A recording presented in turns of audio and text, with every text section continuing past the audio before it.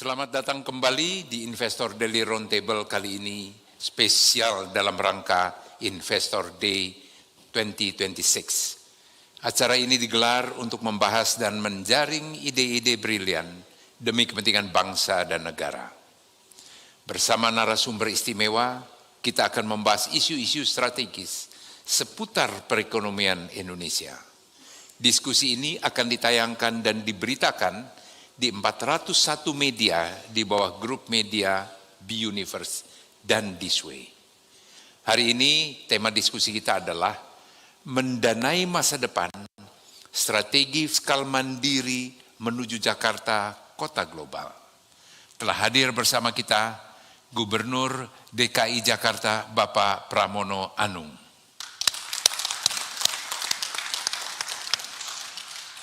Namun sebelum memulai diskusi hari ini, mari kita simak tayangan berikut.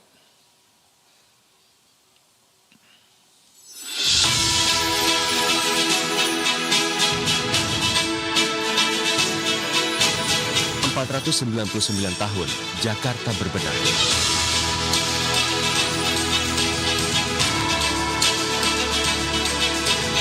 Bersolek hingga berkembang menjadi salah satu megapolitan dunia. Sebagai kota terbesar dan jantung ekonomi Indonesia, Jakarta tak lagi sekadar menjadi pusat aktivitas manusia, namun juga pusat inovasi, pusat investasi, dan pusat peradaban.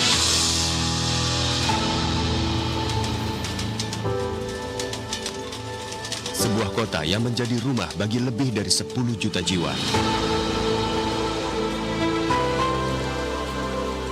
Dan jutaan lainnya menggantungkan harapan nafas kehidupan dari jantung ekonomi nasional.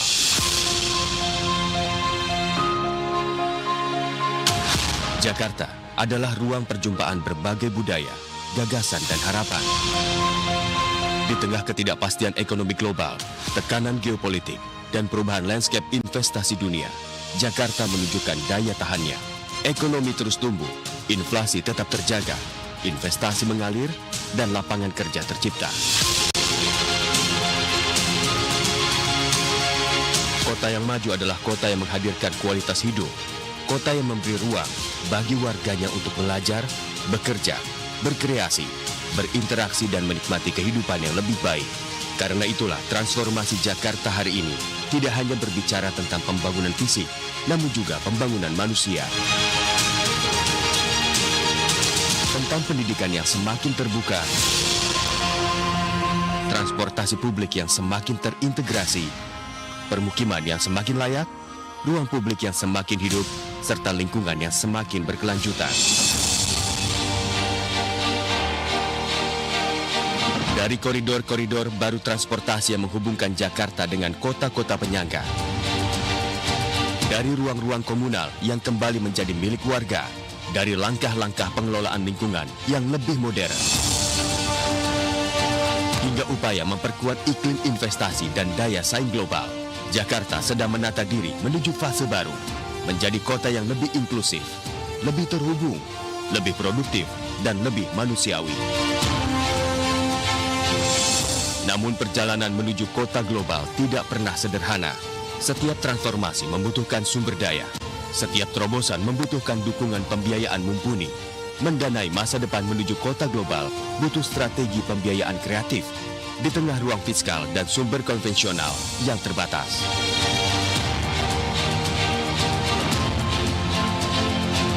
Jakarta dituntut untuk terus berinovasi. Saat ini kita menjalani situasi yang tidak mudah. Eskalasi mempengaruhi dinamika pertumbuhan ekonomi global.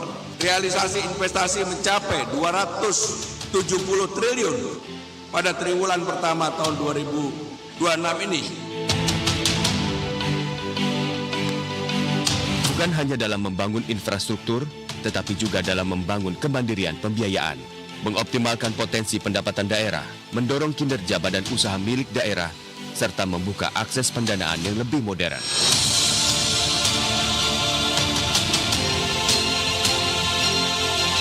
Menjadi bagian dari strategi menjaga akselerasi pembangunan. Creative financing jadi kunci, mulai dari mencari sumber-sumber baru PAD, penerbitan municipal bond, sukuk daerah, hingga potensi listing BUMD di pasar modal.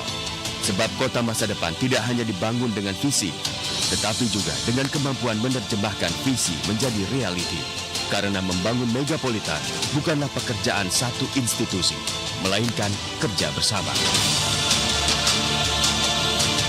Karena masa depan Jakarta adalah bagian penting dari masa depan Indonesia.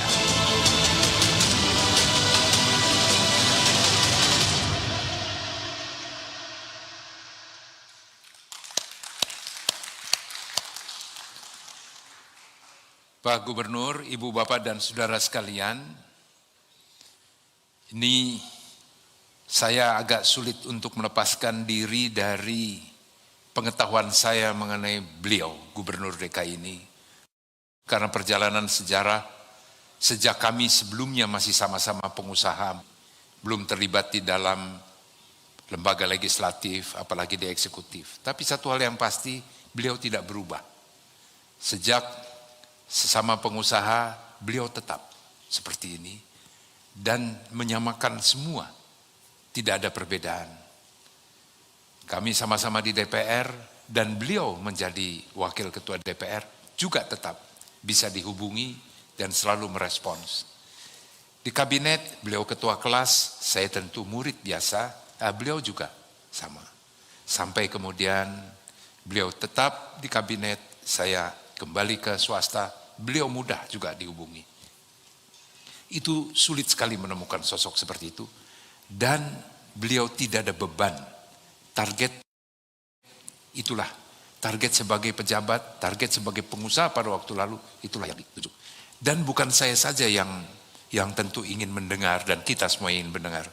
Pak Gubernur, tadi dari sesi tadi, itu tidak pernah ada yang ditunggui oleh anggota Dewan yang terhormat ini. Ketua Komisi 11, anggota Komisi 11, betah menunggu dan ingin mendengarkan dari Pak Gubernur. Dan kemudian akan dicatat oleh Kepala BPS mengenai pertumbuhan ekonomi. Yang menjadi persoalan barangkali adalah DKI dijadikan benchmark oleh Kepala BPS. Ini juga repot Pak Gub. Ini karena ini menjadi bisa repot. Dan diawasi oleh OJK. Jadi ini semuanya paripurna betul ini. Nah, ya mungkin juga mereka ingin menyambut dari rencana Pak Gubernur mengenai PDAM ini. Ini pertama kali dalam sejarah. Ini PDAM diperintahkan oleh Pak Gubernur untuk go public. Pak Gub, secara singkat aja bukan hanya PDAM aja. Bagaimana pembangunan ini berkelanjutan, sedangkan anggaran dipotong dan Pak Gubernur juga merasakan dipotongnya anggaran ini. Tapi tetap kok bisa berjalan terus semuanya. Dan barangkali lebih besar lagi, lebih tinggi lagi. Dari mana ini caranya, Pak Gub? Baik, Pak Enggar, pertama saya terima kasih mendapatkan kehormatan ini, sekaligus dihadiri Kepala Badan Pusat Statistik, Ketua Komisi 11, Pak Misbakun, dan tentunya Kepala Eksekutif Pengawas Pasar Modal, Pak Hasan Fauzi. Saya menjawabnya singkat aja. Jakarta ini, semua orang kaya ada di Jakarta. Tetapi problem utama di Jakarta ini adalah Gini rasio, perbedaan kaya miskin yang selalu bertahan di 0,422 lah average-nya. Itulah yang menjadi PR, kemudian apa yang harus dilakukan. Maka begitu dilantik saya melakukan hal kecil yang tidak pernah dibayangkan sebenarnya oleh para pemimpin sebelumnya. Saya hanya mengatakan saya akan melanjutkan hal-hal baik dari gubernur-gubernur sebelumnya dan saya akan membuat kemudian menjadi berbeda. Kebetulan ada Ibu Kepala Badan Pusat Statistik. Pada waktu itu ketika saya dilantik Jakarta RW kumuhnya 445 RW kumuh, Ibu sebagai saksi. Maka saya melakukan pembenahan di bawah yang tidak dilihat orang. PKK, Jumantik, Dasawisma kita gerakkan untuk membersihkan RW-RW kumuh yang ada. Kemarin survei terakhir dari 445 RW kumuh menjadi 221 RW kumuh. Ini saksinya Ibu, karena kan beliau yang mensurvei itu. Nah, cara inilah Pak Enggar, bagaimana kami bekerja. Termasuk ketika kami dipotong 15 hampir 16 triliun. Saya bilang ke Balai Kota, nggak boleh ada yang mengeluh, nggak boleh ada yang komplain di luar. Semua saya yang orkestrasi. Maka untuk itu ada 3 yang tidak boleh berubah. 1, untuk keluarga tidak mampu. Karena problem utama di Jakarta adalah ini. Maka yang namanya Kartu Jakarta Pintar, Kartu Jakarta Mahasiswa Unggul, bahkan KJMU dulu hanya untuk S1. Di era saya boleh untuk S2 dan S3.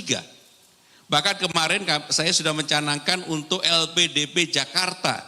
Jumlahnya kurang lebih untuk 50 sampai 75 siswa yang dibiayai sepenuhnya oleh pemerintah DKI Jakarta. Bagaimana caranya? Kerjasama dengan LPDP pusat. Maka dengan demikian spektrum untuk bekerja sama itu menjadi kata kunci. Menyelesaikan berbagai persoalan yang ada di Jakarta. Ketika kemudian dipotong 15 triliun, saya bilang yang tidak boleh berubah 1, pendidikan, nggak boleh dipotong sesen pun. Maka KJP Kartu Jakarta Pintar dibagikan kepada 707.520.000 siswa, nggak boleh dikurangi. KJMU kepada 15.920.000 siswa. Kemudian pemutihan ijazah tetap kita lakukan. Karena yang bagi yang keluarga tidak mampu, inilah yang menjadi pelapis utama. Sementara bagi keluarga yang mampu, Jakarta kayak apapun mereka akan tetap bisa menyesuaikan kondisi yang ada dan bahkan mereka tetap bisa berkembang walaupun dalam kondisi misalnya tekanan geopolitik yang terjadi pada saat ini. Dan itu terbukti apa yang saya sampaikan. Jakarta sekarang ini masih tumbuh 5,59%. Jakarta kontribusi kepada GDP 16,67%. Naik kurang lebih 5% dari awal ketika saya menjabat sebagai gubernur, 0,5%.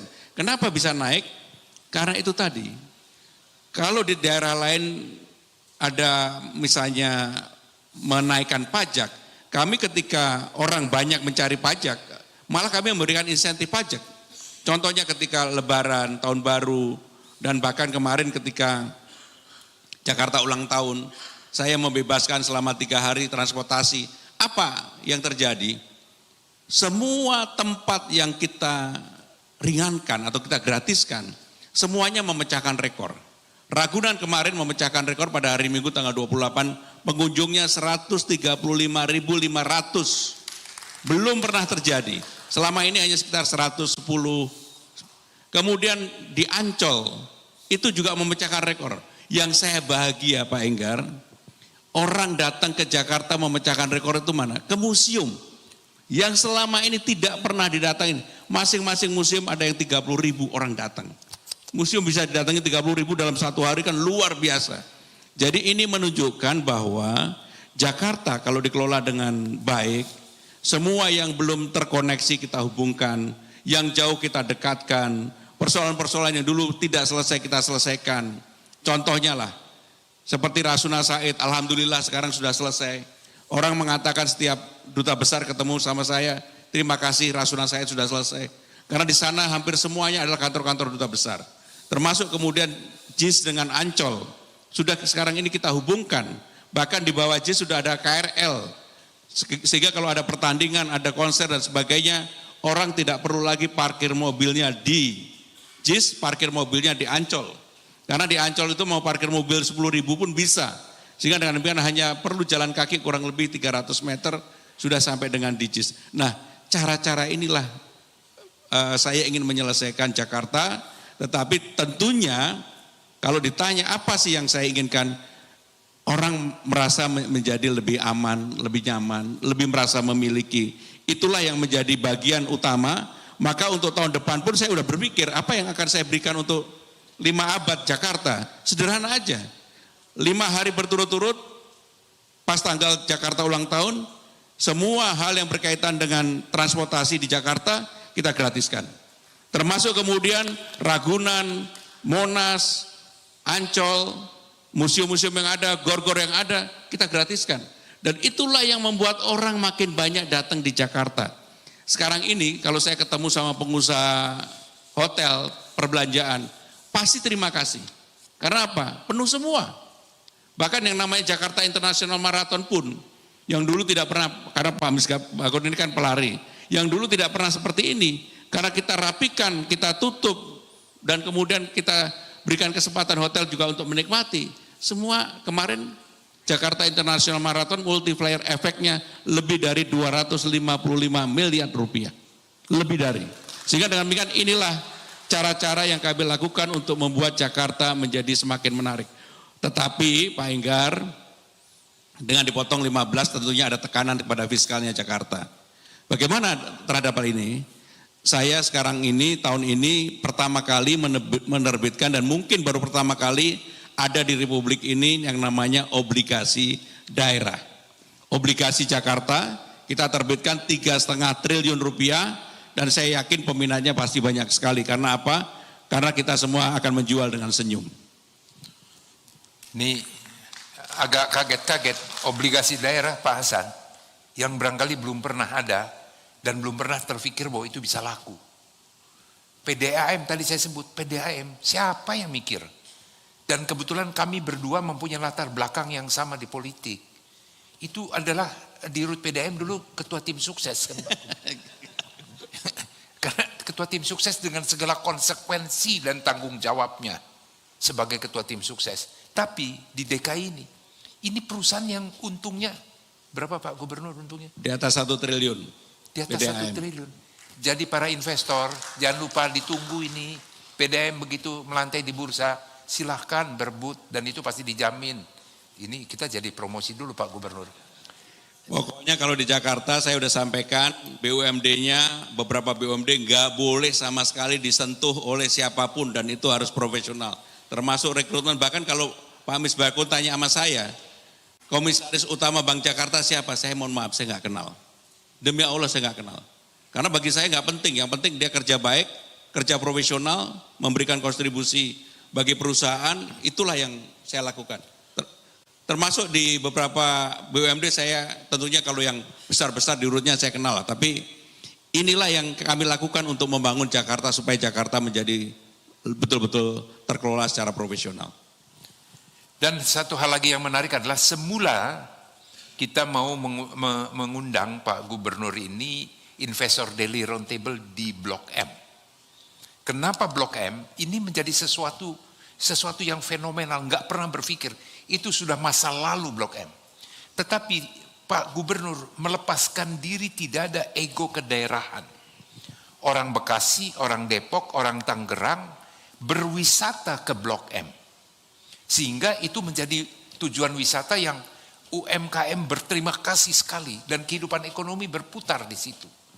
Ini sesuatu yang nampaknya sederhana tetapi melawan ego karena tipikal sekali beliau ini adalah untuk kepentingan masyarakat, untuk bangsa, untuk kepentingan daerah, maka ego-ego pribadi dan sebagainya itu tidak ada.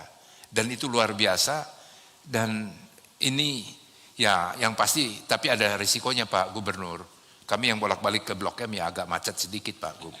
Tapi ya itu risiko, tapi kita juga melihatnya ini bagus.